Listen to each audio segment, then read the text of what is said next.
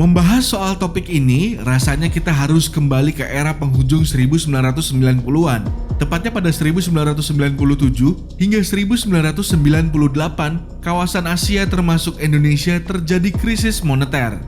Akibatnya, terjadi pelemahan mata uang negara-negara Asia terhadap dolar AS.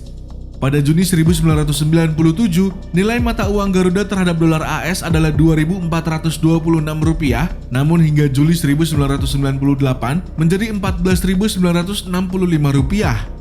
Merosotnya nilai mata uang rupiah ini memberi pukulan kepada banyak pengusaha yang meminjam uang ke bank, alhasil kredit macet.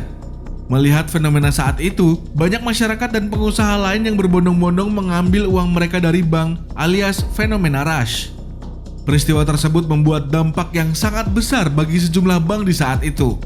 Kredit macet, ditambah penarikan uang oleh nasabah, membuat bank tidak memiliki cadangan uang. Dengan tidak memiliki cadangan, bahkan minus pada Capital Adequacy Ratio atau CAR, membuat 48 bank menjadi tidak liquid atau hampir bangkrut. Pada saat itu, Presiden Republik Indonesia kedua, Soeharto, mengambil keputusan untuk menyelamatkan bank yang hampir bangkrut. Pemerintah memberi jaminan bahwa kewajiban pembayaran bank umum kepada para pemilik simpanan dan krediturnya akan dipenuhi, ujar Soeharto, Presiden RI kedua. Akhirnya, Indonesia meminjam uang kepada Badan Moneter Dunia atau IMF. Kucuran dana ke-48 bank tersebut diberikan Rp144,53 triliun. Bantuan ini yang disebut Bantuan Likuiditas Bank Indonesia atau BLBI. Pada 1999, Badan Pengawas Keuangan atau BPK pun mencium ketidakberesan BLBI. BPK mencatat bantuan tersebut tidak tepat sasaran.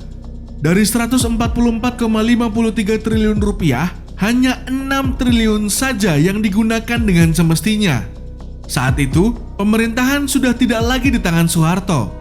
B.J. Habibie yang menjadi presiden. B.J. Habibie meminta semua bank yang mendapatkan BLBI segera harus melunaskan dalam 1 bulan. Permintaan itu pun ditolak oleh para bank dan meminta tempo selama 4 tahun untuk pelunasan.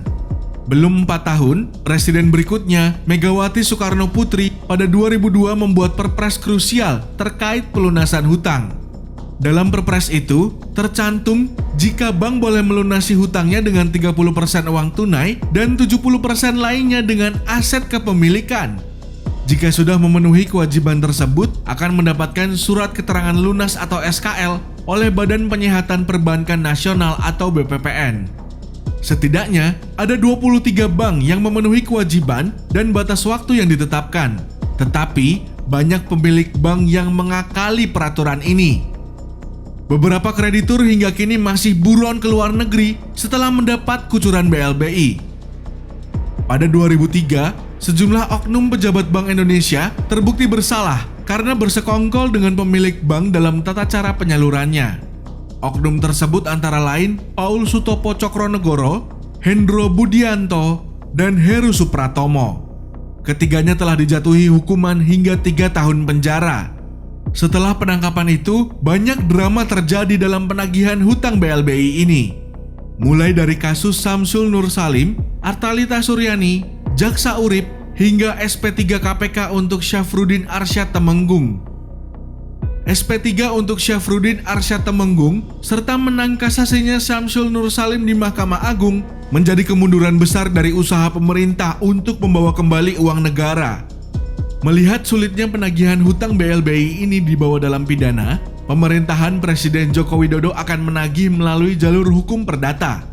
Pemerintah menargetkan jika hutang debitur BLBI yang sebesar Rp110 triliun akan bisa didapatkan dalam 3 tahun ke depan. Untuk memenuhi tujuan ini, pemerintah membentuk Tim Satgas Penanganan Hak Tagih Negara Dana Bantuan Likuiditas Bank Indonesia atau BLBI.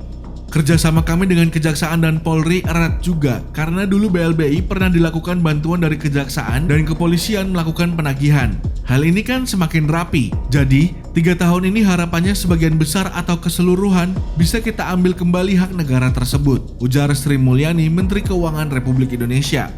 Terkini, pemerintah pun menambah personel untuk bergabung dengan Satgas BLBI pada Senin 26 Juli 2021. Menko Polhukam Mahfud MD mengatakan penambahan personel dilakukan untuk memperkuat tugas dan fungsi Satgas Dana BLBI seperti amanat di Keputusan Presiden Republik Indonesia Nomor 6 Tahun 2021.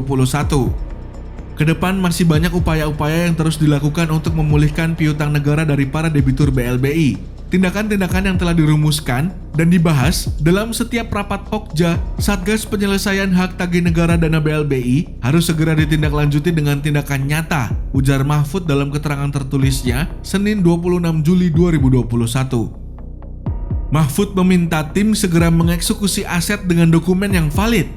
Eksekusi dilakukan dengan pasangan plang, pemblokiran, penyitaan, dan penjualan. Terkait BLBI, Mahfud mengaku pemerintah seperti diwariskan limbah.